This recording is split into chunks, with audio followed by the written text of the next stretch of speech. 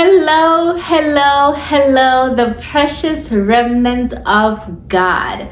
Welcome back to my channel. All right, so today is Testimony Tuesdays, Thanksgiving Tuesday. Let's get right on to it.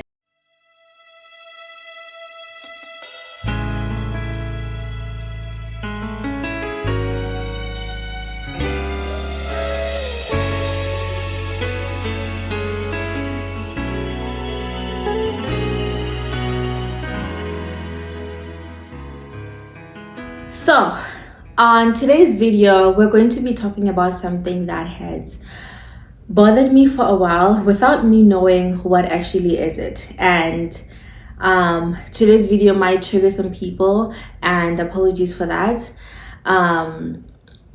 But it took me a while to actually come forth and speak about this. Yesterday was supposed to be the day that I filmed this video, but I ended up going through exactly what I wanted to speak about, and it just got me back in the feels again. And I was just like, okay, how do I share something that I'm currently going through, and how do I share it as, a testimony or a thanksgiving to God? How do I phrase it in a way that, like, yay, while I'm currently going through the same thing. But here I am today, and we are going to talk about this. So a few years back, I was going through a lot. I didn't know what I was going through, but I just knew that I'm not okay, right? And I remember to some days I would feel like I need to escape my body. Like it is as if like I'm locked within my body and I need to escape it. If I don't escape my body, I will die. And I have never been suicidal. I fear pain. I have never inflicted any pain on myself. I just I hate pain. I hate feeling pain, right? So for that reason, I just would not redirect my pain to my emotional pain to physical pain, right? So, but I just felt stuck, some days I would feel like, oh my gosh, I can't, like I need to breathe, and I need to escape. I don't know how to explain the feeling, but it would feel like I'm in a ticking bomb and I just need to flee my own body. And I didn't know what it was really. And then it got to where I would feel super sad, really, really sad. I know how to feel sad, okay? But it was a deep sadness that I could not escape either. And I'm just like, what is this, And then most days I would just want to be in my room, not do anything, just lay, just lay. And when it got really bad, which was around COVID time, I messaged a friend who had posted a video about their same experience, and I said, hey, what were your initial symptoms, if you remember, because you had posted a video. And she told me everything, and I'm like, I'm going through that, and I didn't know what to do. I was like, me? Depression? No, there's just no way. There's just no way I'm depressed. But when she told me her symptoms and I looked at my symptoms, I'm like, I am going through depression. And I didn't know what to do, honestly. I didn't know what to do. I had no knowledge about it. Little to no knowledge about it. So I was just like, how do I get out of this, So I started, luckily I was also within a devotion group, so it helped me a lot. I started seeking God more. I started wanting more of God, and it is during that time that I began to notice his voice, because God speaks to us in different ways, which another topic for another day. But I hadn't spoken to God. I've spoken to God, but I hadn't heard God's voice. You know, when people say, you know, I've heard God say, you know, I was driving through the highway and God said turn left and I turned left. I hadn't heard, like, I hadn't experienced that of like God told me to study this course. Like, I'm just like, I want to hear God. I want, like, what is like to hear God? Do you hear a voice? Do you hear like a soft whisper? Like, what is this? What's God's voice like? You know? And I started like listening to a lot of gospel music and listening to a lot of sermons and doing a lot of devotion and like reading the word more. And that is when I started to notice God's voice, because I was in his presence. That's the thing about God's voice. To hear his voice, you have to remain in his presence for a very long time for you to actually like notice his voice, even from a distance. You know, it's the same thing as I can't notice a friend's voice or somebody that I'm trying to like befriend if I'm not spending a lot of time with them. Like for me, I know my mom's voice from a distance because I've lived with her. I am always around her. I know my best friend's voice because I've lived with her. I'm always around her, right? I'm always around those people. So how then do I know Nalidi's voice if I don't spend enough time with Nalidi? You know, I wouldn't know her voice. Like if we're in a crowded space and I'm trying to recognize Nalidi's voice, I wouldn't know Nalidi's voice if I hadn't spent enough time with Nalidi. So yeah, it just I spent a lot of time in the presence of God and I started to notice his voice. Later, he started to speak to me in the ways that I am spending more time in. Hey English data, where are you? So because I was listening to a lot of sermons, he started to speak to me through those sermons. Because I was reading his word more, he started to speak to me through his word. Because I was, you know, having my daily devotions, he started to avail himself in those devotions. It is like setting an appointment with God. So because I was doing that regularly, he also availed himself regularly in those times as well. And in books as well, because I started reading a lot of more books, I would realize that, hey, this current passage is what I'm currently experiencing in my current life. Like,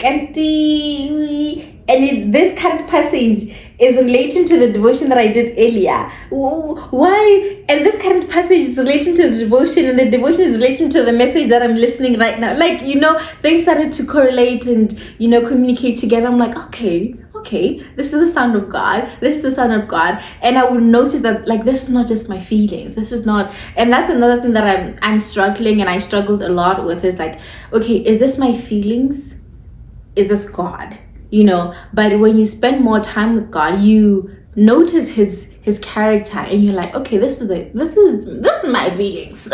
My feelings, my humanness, this is me. But then you're like, okay, this is the character, this aligns with the character of God, this is God, and it brings this stillness, this peace, that this is God. Anyways, back to the topic at hand. So yeah, that was I got closer and closer with God, and then things got better, and then I even things got really good when I had to come to Bots. This is in 2020 during COVID. I was like, listen, I'm taking this COVID money, I am going back home. I need a break, I need light, I need sunshine. I need to be around family, and I need to be around friends. I need to be in a place where I wake up and the first thing I want to do is get out of the house and breathe. I need to be in a place where I wake up and there's chickens and there's birds and there's, you know, there's family. I'm greeted by people, you know. The thing about being in Canada is that, you know, you can wake up. You wake up and wake up and wake up and wake up and wake up, and it's 2 weeks and you haven't talked to anybody. And you haven't seen the sun, and you haven't seen the sunset, and you haven't even been outside. It can get to that point. Like, if I'm not doing anything, why am I going out? What is the reason? So that's also factors that play into depression when I'm back home, which for people who are asking, why do you keep coming back to Botswana? That is the reason. I want air. And it doesn't feel forced, like it's natural. I just wake up and I get outside. And sometimes I wake up and I get outside and just stand outside and just listen to the birds and listen to the chickens and just look at the sky, look at nature, look at the flowers, the trees. Hey, one time I was living in a place where there is no trees, just mountains and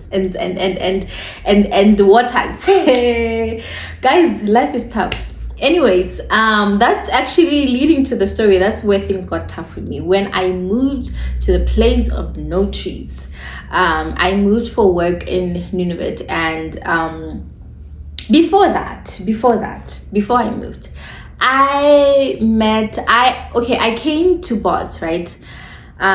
Things got better, and then I went back to Canada, and for people who don't know me and my life story, please go back to the first few videos and try to get to know me, but I'll keep reintroducing myself with more of these videos.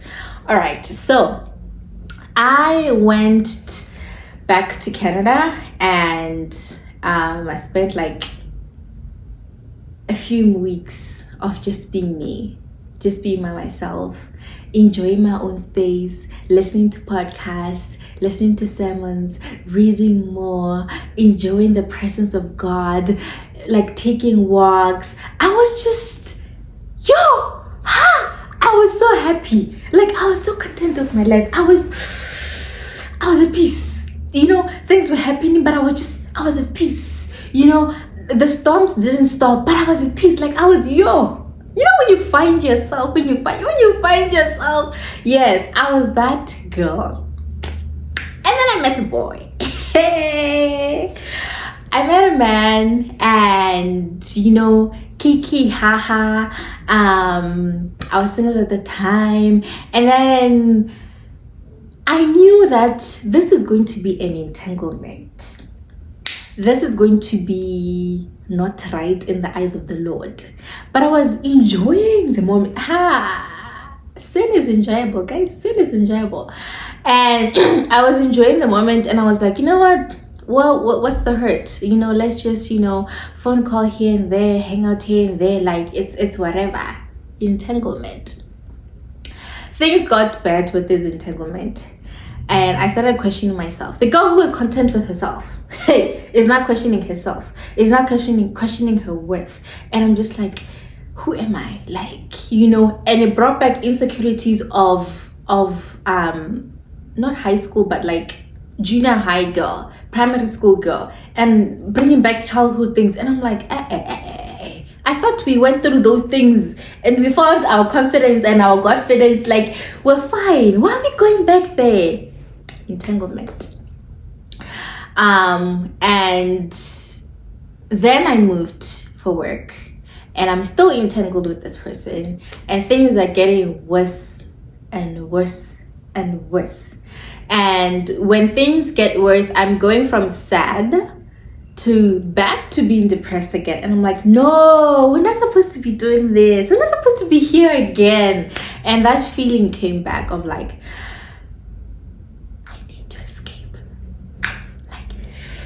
I need to escape my own body. And I remember I would post on not on TikTok, on WhatsApp, of like, I need the smash room. I need to like smash something, like just break something. It's like I'm in a ticking bomb, and I need to break something, or else I'll break myself. And how do I break myself? Like, how, like, it felt like I need to break out and just like, So, and then in that time I knew, okay, this has happened before. And what did I do before? I went to God. But this time around, I can't go to God. Why? Because I walked into something knowing that this is wrong. But now I'm suffering the consequences of walking into something that I knew was wrong. And the only person that I can go to is God. But I can't go to God for this because I walked into something that I knew was wrong, and now I'm suffering the consequences of that. I have hurt myself and I've hurt people in the process of this. And now I'm like, what do? I can't fully express myself to God. I can't, even when I'm praying, I'm like, I don't even deserve to be praying. when I'm trying to cry outside of God, I'm like, I don't even deserve to be crying. Like, you knew what you were doing. You knew this was wrong. So now I'm stuck. I'm not happy, but I'm also sad. But I can't be sad because you knew. But I can't pray to God because you knew. So I'm just like, hi, Bo.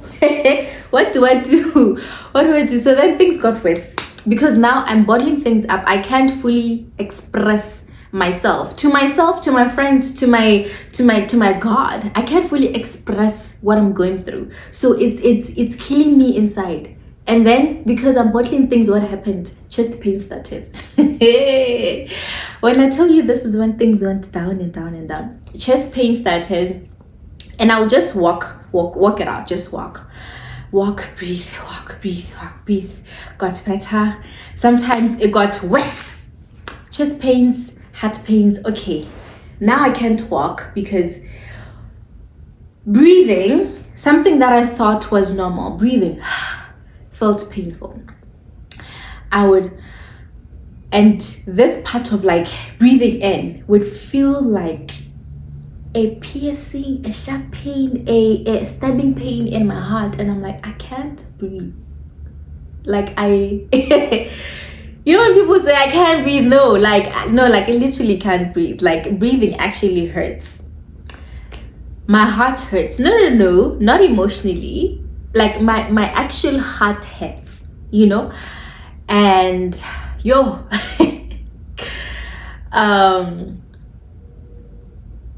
I can't go to anybody. I can't go to God. I can't. And even in my prayers were very vague. I'm just like, God, I'm feeling pain. Please help me. But it's like, no, express yourself. Express that, God, I made a mistake.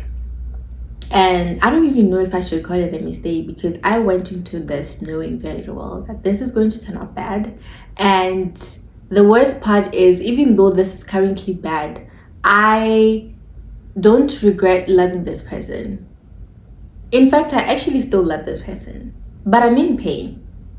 I don't want to be with this person because this person is causing me pain, but I still love this person and I don't regret loving this person. So like, but me saying I don't regret it, I don't want it to seem like it was okay. It wasn't okay. You know? Like, hi guys. There was a lot and I didn't know how to express it and I couldn't go to God about it. I could, but I just didn't. I couldn't. Hey, even my words aren't. But yeah, things got really bad, like to the point where one day I struggled a lot breathing and I was laying in bed and I couldn't hold it in any longer. And I said, luckily my best friend and I were staying in the same room. And I said, girl, I can't breathe. It hurts. And we're not going to cry in this video. Because man, oh man, she's amazing. She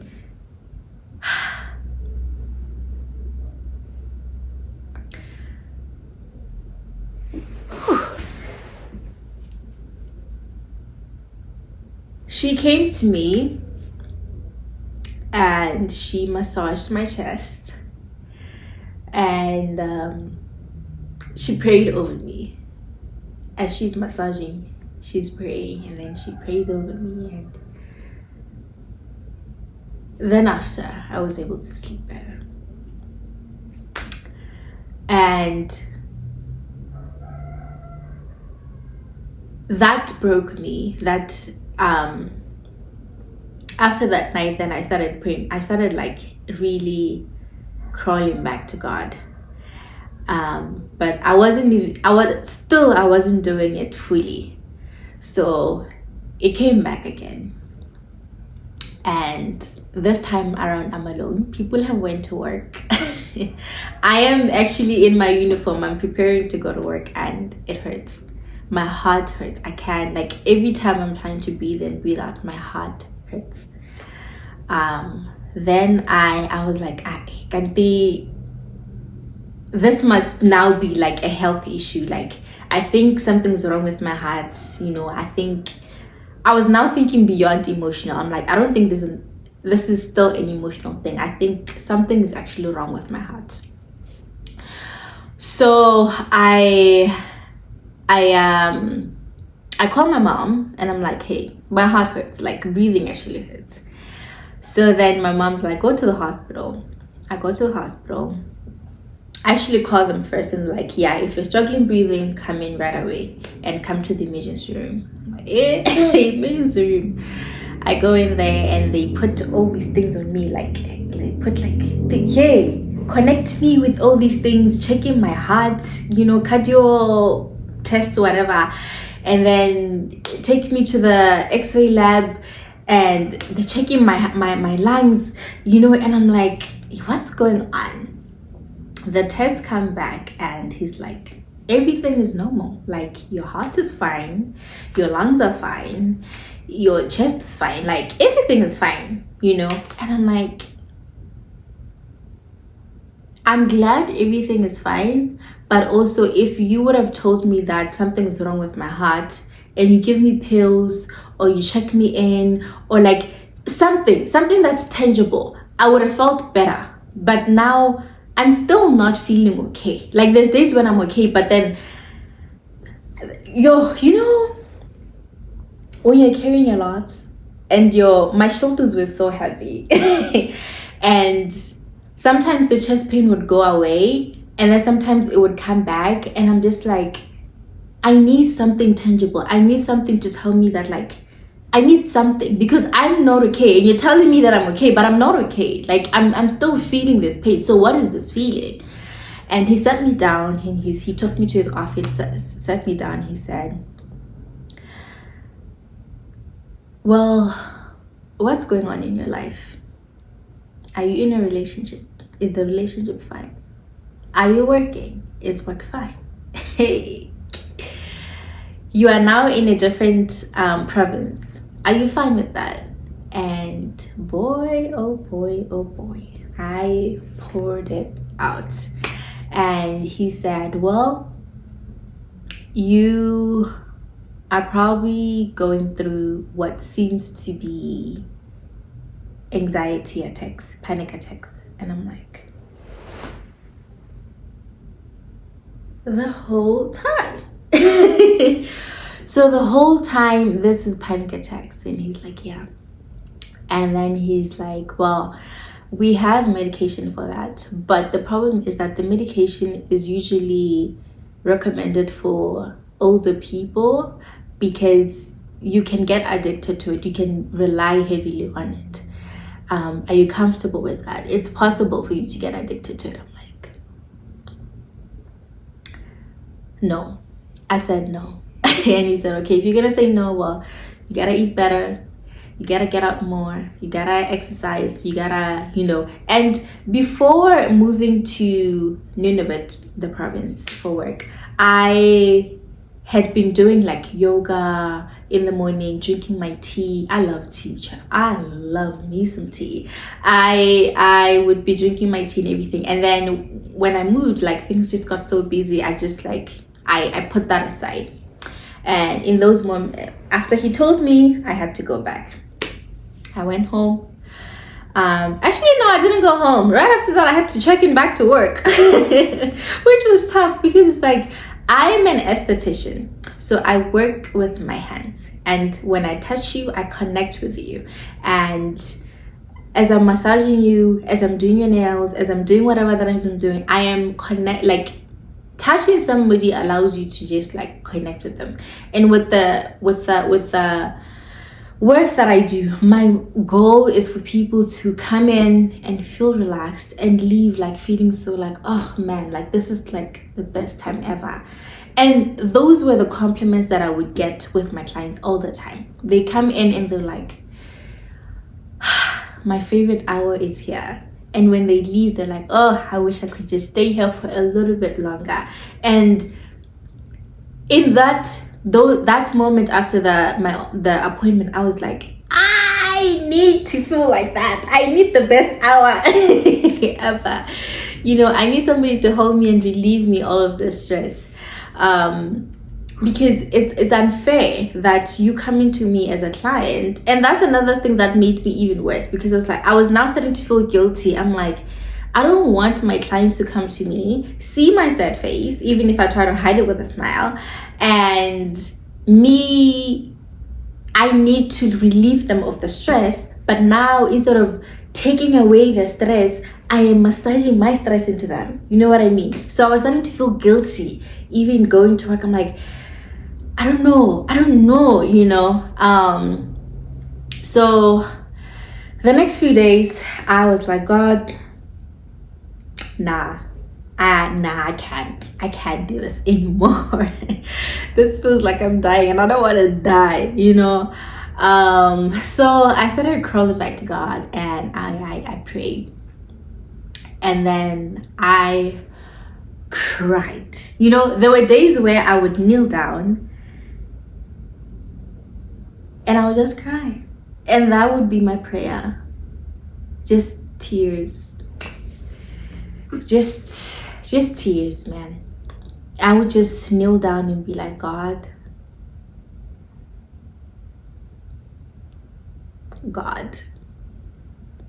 and I didn't have anything to say, and I just cried.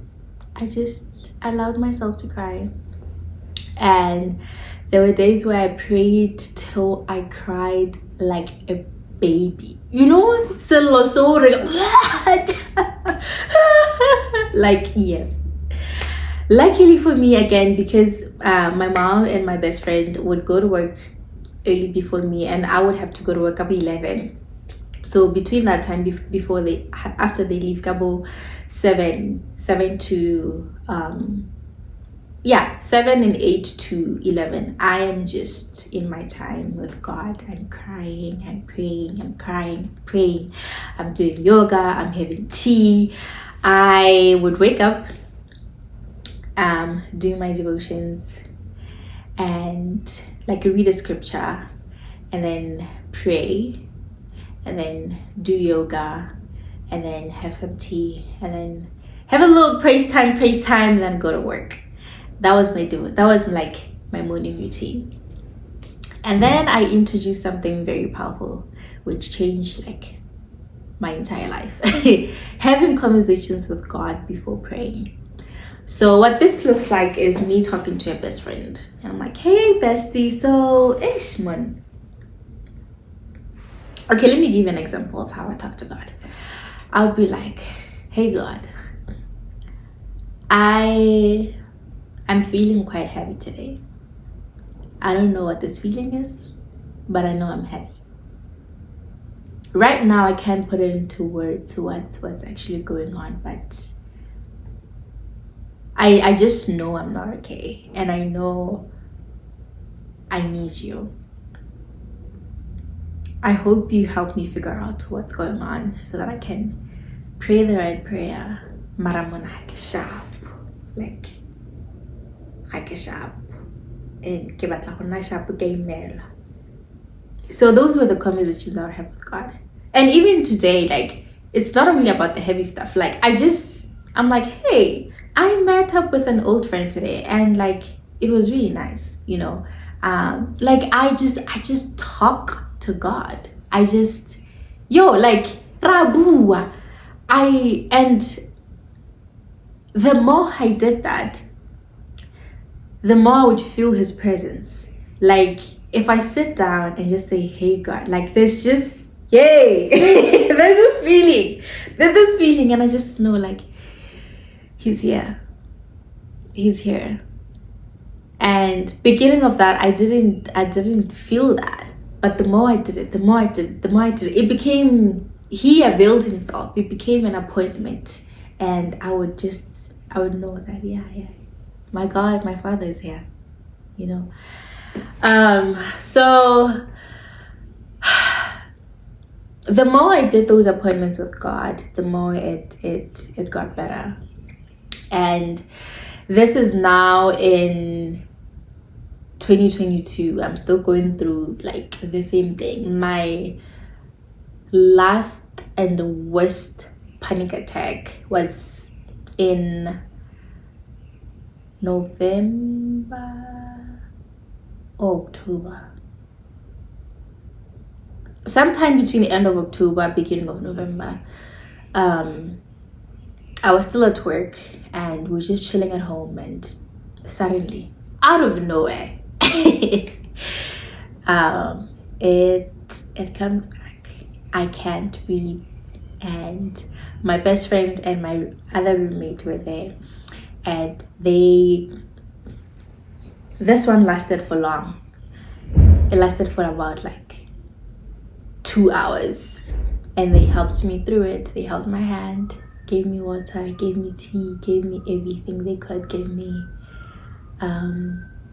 But yeah, we survived through it. After that, I called my mom. I'm like, Ma, this is what has been happening. And she prayed over me as well. And then I called my other best friend. I'm like, oh, you cannot believe I felt like I was dying. No, I was so scared. Like, I was crying. I think it was the first time my best friend saw my tears. I was crying through the process because I felt like I was dying. Like, I literally, something so natural was so hard to do. And yeah. So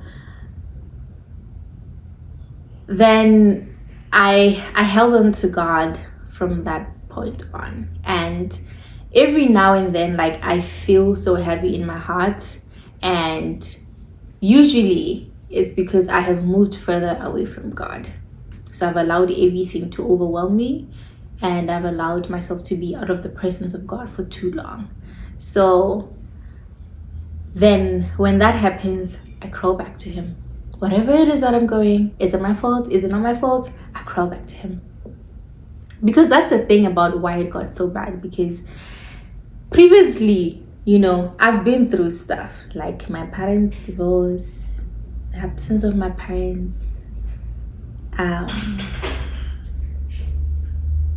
losing friends, sometimes failing at school. Like, things happened, and I would just like pray and be fine, because it wasn't solely my fault, right? But this time, I knew I was at fault, and I'm just like, how do I go to God about this? How do I navigate this? And yeah, is in those moments where I learned God's grace is really sufficient for all, whether it's your fault or it's not your fault. Like, yay. You don't earn God's grace. He's God. And it is in those moments also that I had to remember that God is, when Christ came on earth, He was fully man, fully human, and fully God. We know before he died for our sins, He cried. He was sweating blood. And if God allowed Himself to be that human to cry, and not only cry but kneel down and pray to His Father, why can't I do that? Because He was also facing through stuff like, do I really have to get on the cross? Feel the nails, feel that pain. Not only the physical pain, but do I really have to go through that part of being sin so that they are righteous, and being separated from my Father, because my Father cannot be in the presence of sin? So do I really have to be sin for this long? Do I really have to be separated from the one that I've only known, my Father, for this long, for me to feel for them to be saved, and knowing that they will still sin after this? Do I really have to go through this? Man. So if Christ can feel all these things, Why can't I? If Christ can cry when Lazarus was dead, why can't I cry? Why can't I grieve? So yeah. Am I still anxious some days? Yes. Have I experienced another panic attack? Not as bad, but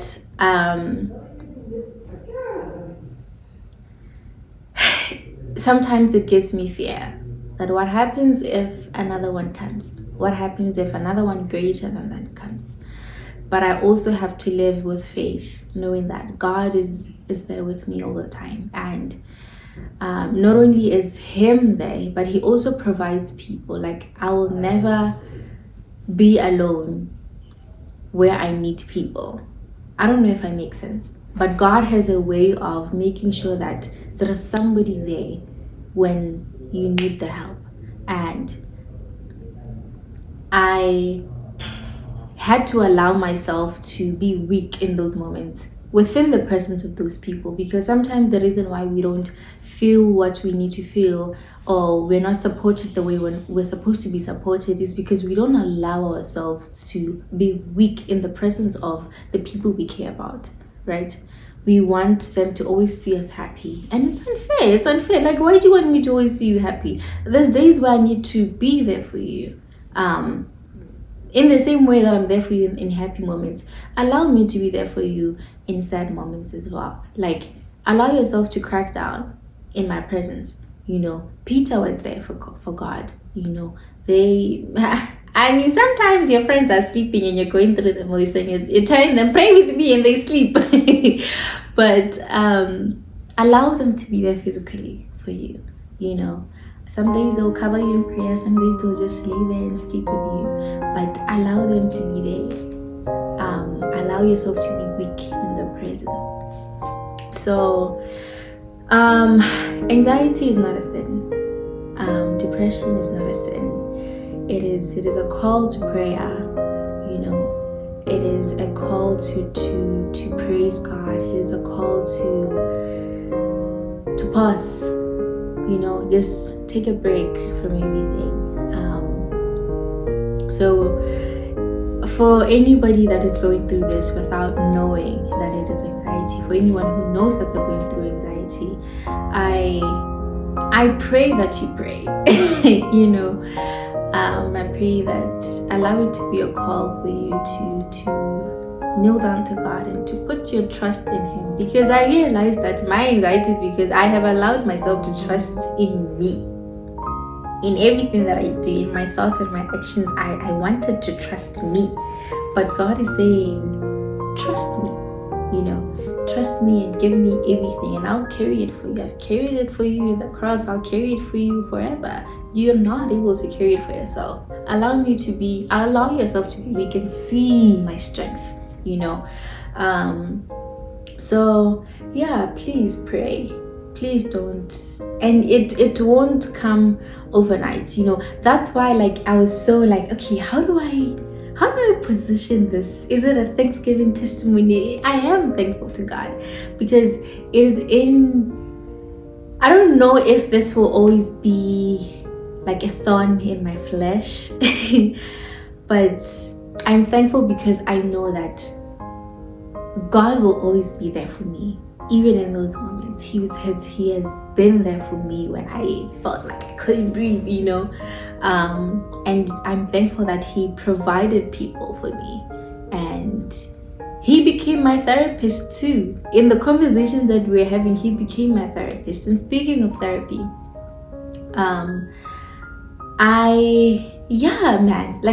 because if it wasn't for that doctor actually saying it out loud, I wouldn't have known. I would have always thought there's something, there's something,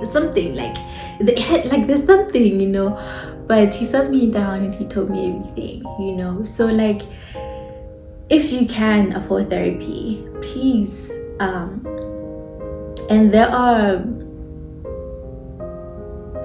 seek other, if you can afford therapy, seek therapy. If you can't afford it, seek ways where you can get free counseling. There's, the government has opportunities for that. So please seek therapy, because it is in therapy that you learn what it is actually that you're going through, and you get to dissect it. And when you know what you're going through, it's easier to bring it now to God. You know, therapy just like exposes it, so that when you bring it to God, you can identify because sometimes you're going through something, you're like, I don't know what it is, right? But these people are experienced, and they can ask you the right questions for you to be able to identify and nitpick, okay, this is it. I'm not just sad for sadness. Hey, it's I need to heal. Sometimes you need to heal the inner child in you, right? Sometimes the things that we're going through currently, they're not even related to your current status. It's your unhealed trauma from your childhood that's saying, hey, that baby girl is knocking in your heart saying, I need help. Little boy knocking, I need help. So when they knock, allow the Holy Spirit to knock as well, and welcome him in to assist you, you know, and to lead you to the right therapist. After you seek a therapist and you're identifying your problem, bring your problem to God. Pray. After you pray, develop a healthy schedule, develop a healthy routine, you know, eat well, exercise, get some air, get some sunlight, be around friends, be around family, get a healthy routine in your life, you know. And above all, live a thankful life. Have a thankful spirit, you know. Sometimes the anxieties we carry is because we're not thankful to God. Be thankful to God for everything that He has done for you. Be thankful to God for everything He's currently doing in your life, you know. We hold on to testimonies because we're like, I'm waiting for the big moment. I'm waiting for the big moment where, you know, I can now stand up in church and be like, yes, and then this happened, and then this happened, you know. Sometimes the greatest testimonies are where like things are still shaking, but when are you still trusting? That alone is a testimony to somebody. You know, when you tell that story, people can look at you and be like, can't the whole time when you're falling apart, Mara, you look so fine. How are you? How? You need to tell them it's God. It's God. You know, testimonies aren't always where like peace be still. They're also when you're walking in the storm, when you're standing in the storm. Those are also testimonies. So for the next testimonies, testimony Tuesdays, please send them to me either through a message. If you want me to say your name, I'll say it. If you don't want me to say your name, you'll remain anonymous. Send me a short video or a long video. Send me a video telling me what it is that God is helping you with, God has helped you with. However you're thankful of God, you know, whatever the testimony is, please let us share in the comments as well, and I can compile those comments and make them a video. So yes, please let's share. Our testimonies are a sermon. With that being said, that concludes our precious conversation. I pray and I hope that we will all take better care of our mental health. It makes it hard for us to go out there to the world and make disciples when we're not okay, you know. And so yeah, I pray that we may take care of our mental health and feel the feels. Feel the feels. That's the motto for the rest of the week. Feel the feels. The good feels, the bad feels, feel it. You know, and feel it with people around you, guys. We are here for you. You know, find a community that is there for you. God will place the people at the right time, the right moment, where you need them. So yeah, don't think you're alone. You're never alone. You're never alone. And even if you're alone, God is there with you. All right, let me stop with the rambling. I will see you guys again to have another precious conversation on Worship or Wisdom Wednesday. See you again. Please know that I love you, but God loves you so much more.